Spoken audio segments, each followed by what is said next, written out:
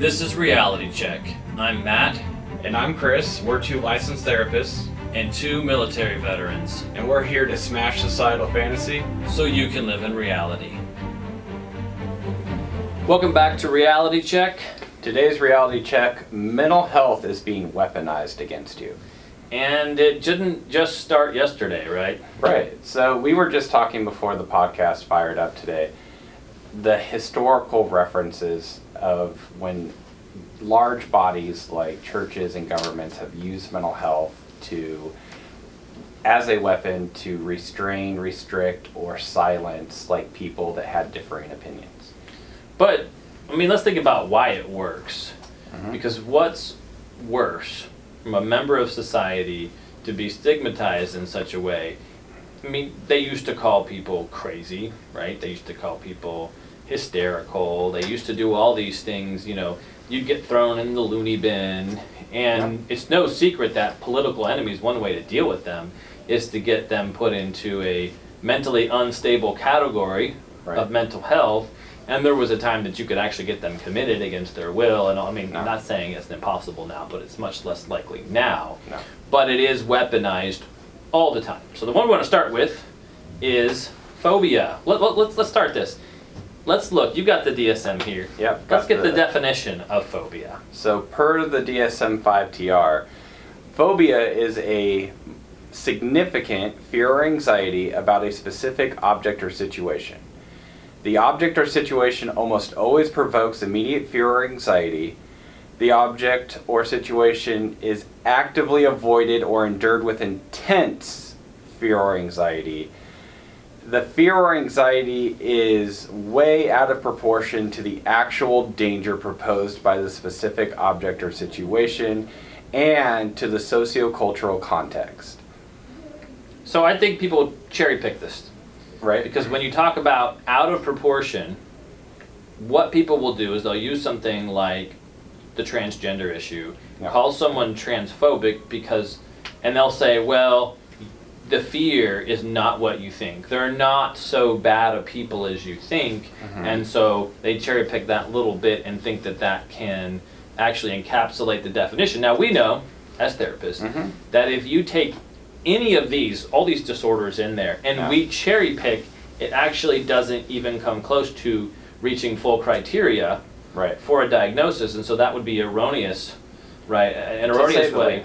Right, and unethical and unprofessional and all the other things that you can do. So to label someone phobic, whether it's transphobic or homophobic, is a misuse of a mental health disorder to gain some political or social prowess or domination over someone else. Or just the opposite. So when we talked about the historical context, like, you know, telling, back in even as late as the 1700s, 1800s, labeling a woman like melancholic or catatonic or hysterical would get them, that's the fast track to the asylum, right? They're just like, okay, they're being disagreeable or they're being emotional, like we're just going to lock them up.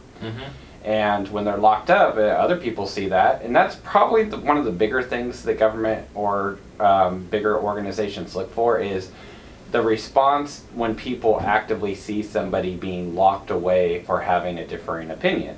Now in today's culture, what do you get? You get canceled, right? Like people go after your job, like they'll send like letters or emails or phone calls like to your job to try to get you fired, or they'll say, if you're trying to enjoy yourself in a social situation, they're like, well, this guy doesn't agree with, trans women in sports and and like try to like upset you in public or ruin your night out or anything, right? That is like paramount to the historical context of like, hey, this person has a differing opinion. We're going to shut them up. We're going to make an example out of them. That way, other people who have the same idea will not be as predisposed to disagree with us, at least out loud. So there are a lot of people right now and throughout history who have had a goal of a singleness of thought. Like you can't think anything other than what we deem to be moral. So, and I'm going to hit this a little bit more, but you hit on something important. Transgenderism in sports. So if you have a different opinion, for example, a biological male who is dominating women's sports should be okay, that's a differing opinion. Phobia is nothing even close to I have a differing opinion. So we can easily agree that that's horribly misapplied. Right. Because what happens? Okay, you've had clients with phobias. I've had clients with phobias. Right. And let's take one of the most common ones, arachnophobia. Have you had someone with arachnophobia? And what does that look like? Oh my God, they can't even look at a picture of a spider. Real phobia. Yeah, real phobia. Can't even look at it. Can't tolerate it. If I say the word spider, just the words, they tense up and they can't. So let's go with, and this has been culturally, in the general public, very misunderstood from the very beginning. So we were talking earlier about Indiana Jones and the Raiders of the Lost Ark. Yep. It's portrayed almost as, in the media and everything, as if he has a phobia of snakes. I think in the movie he just says he hates snakes, but we talk about it as this conquering hero kind of mentality where he conquers his fear and he jumps in. But if it was a real phobia that he had of snakes, do you think he jumps in the pit? No, not at all. Like, he looks at the pit and he sees the snakes and he's out. He's on the next plane back to to probably Ireland, like the country that's famous for not having snakes in it, right? So he's not even coming close to that pit. Because a real phobia actually paralyzes the central nervous system. Because what happens in the brain, and this is a good time to look at the brain, and at the back of the brain we have the cerebellum, and the cerebellum is where we process fight, flight, freeze, these kind of things. And it's kind of the key to how our central nervous system works, and consequently the first part of the brain that really develops in infancy. Because it would make sense, right, that a baby, the first thing it has to do is get a sense of whether it's safe or not, right? So this is kind of our basic functioning, and the prime directive of the brain is to keep you safe and alive. And it overrides all of the functions. So when the brain learns that something is that much of a threat, that's when you can be paralyzed. Now you might run away, you might freeze. It's a pretty common, it's pretty common in nature for prey to freeze in the face of a predator. We see it with opossums and things, right? It's a pretty common response to fear. But a common response to a predator is not for a prey to turn around and attack the predator, right? Because that goes against what would be the prime directive, which is keeping you safe and alive. If I run at the lion who's attacking me, then I'm going to get eaten.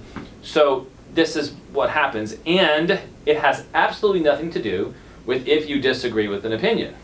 Let's say somebody doesn't like something. Let's say somebody even hates something. We can call it hate if it applies. But to call it a phobia is to call it fear, and it's just an outright lie and misuse. And this really angers me, and I know it does you, because we take mental health seriously. And when you throw around words like phobias and say narcissism, which we're going to get to narcissism, and we talk about bipolar, which very few people understand, and we talk about depression and anxiety and PTSD. In fact, my son got his driver's license yesterday, and we go in there and there's this list of all these disorders that if you have them, you can't get a license without a doctor's approval. And you've got PTSD on there, and you've got some medical things like high blood pressure, and all kinds of things. And I'm like, look at all the ways you can apply this stuff. We can even restrict someone from getting a driver's license with PTSD. I promise you there are so many people with PTSD with driver's license that do not have any kind of a physician's clearance. But the point is this can be applied however people want it to be, and that's the dangerous thing for our society. We cannot have a society where mental health is now essentially currency, and then we can take that away and we can give it based on favors, based on your position, based on how you think and who you support. That's a scary world. Yeah, and so to bring it back to the phobia, I've never seen it with, like, we're going to bring back the trans issue, where somebody is actively phobic of trans people. Like, you look on social media, you look in sports, you look in wherever.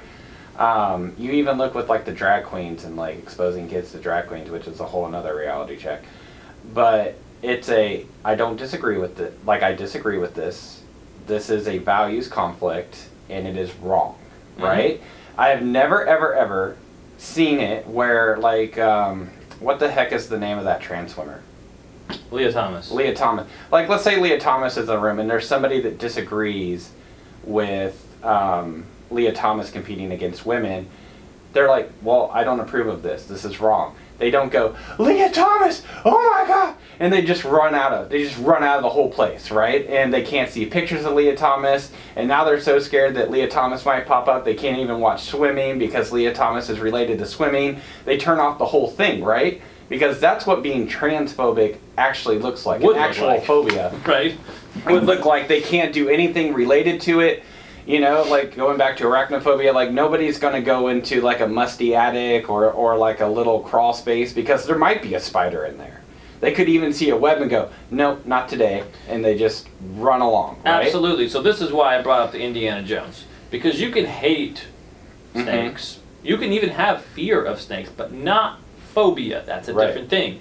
Batman does not have a phobia. I don't know what you call bat phobia. Maybe it's called bat phobia. I'm sure there's a term. Right. But that's not a phobia, because if that's a phobia, you don't dress up like a bat. You don't live in a cave where there are bats. Yes. The whole idea that you can press through your fears by essentially being flooded by them is erroneous. People used to believe it.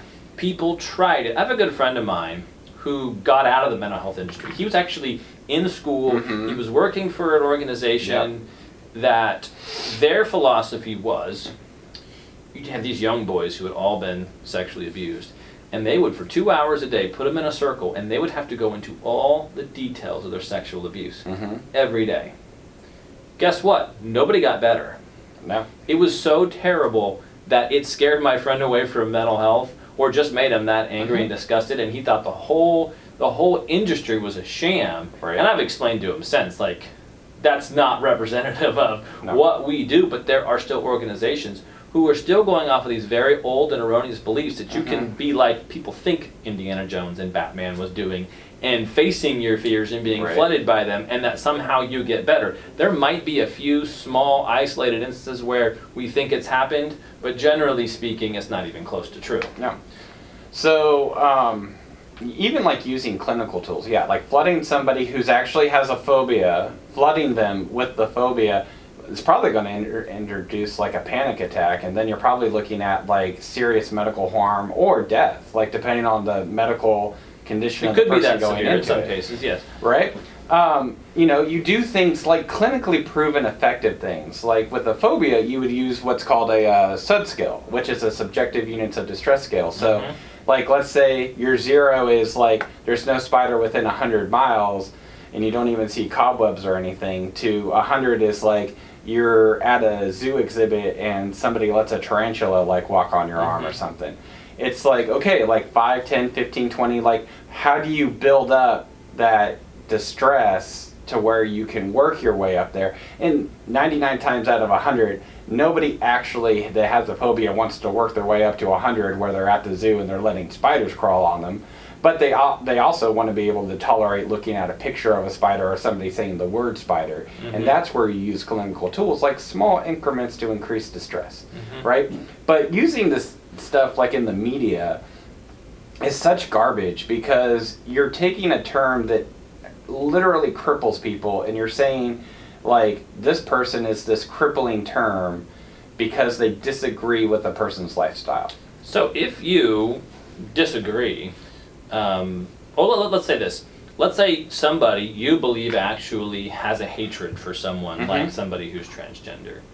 Well, that at least needs to be your starting point. Let's take the mental health term out of it. I realize how crippling mental health terms are, and we all understand this. But see, if you don't want to be a hypocrite, then you got to start there, because so many people who do this would be the very same people criticizing people who lived a long time ago, who would diagnose a woman with hysteria because she wasn't being obedient or whatever the case may be, and lock her up. Or maybe she was a woman who dared had a voice at a time or in a context where that wasn't going to be okay.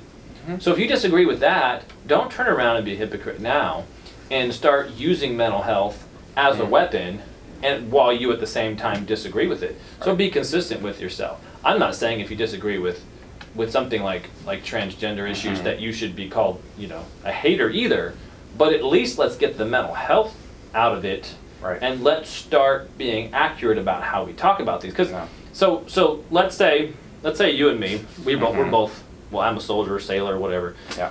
but both military guys. Right. Let's say we were gonna fight, Mhm. you and me. Like I don't know about you, but in the Army we had this thing called combatives. Yep. We had MCMAP, which is Marine Corps Mixed Martial Arts. There you go. Combatives were jiu-jitsu based, and No. so you guys had your own Mhm. thing. But so we would have, let's say we would go at it. But here's what I'm gonna do. I'm gonna tie your hands behind your back. Mm-hmm. I'm gonna tie your legs together, and then we're gonna go. Yep.